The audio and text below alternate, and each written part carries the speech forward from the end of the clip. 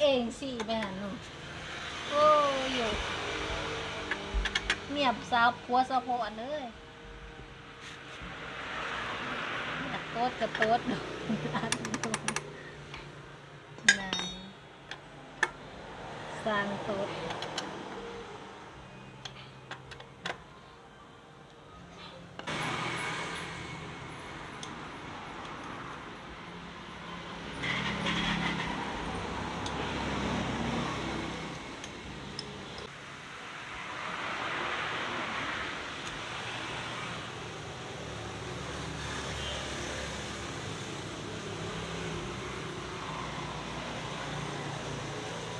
ใส่กาวพิลึกชิ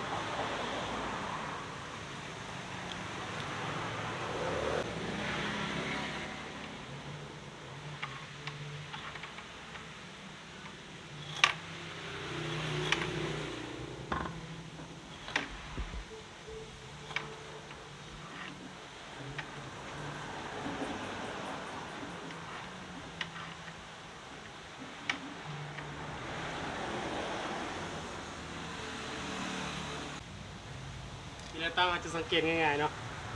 สังเกตเด็มันจะมีจุดตัวนี้เนาะจุดตัวนี้แล้วก็จะเป็น2อันนี้เนาะจะเป็นขนานกันต้องเป็นอยู่ตัวนี้มันจะหมุนสิเนาะมันเป็นแบบนี้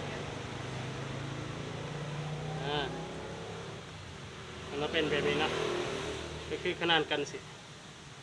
แต่ตัวนี้มันก็จะซื้อตัวนี้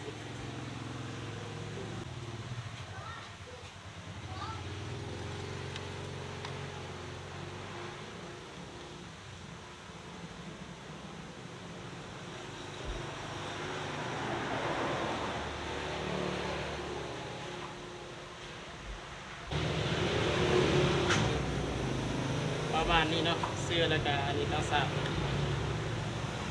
ประมาณนี้เนาะแล้วก็จะมาใส่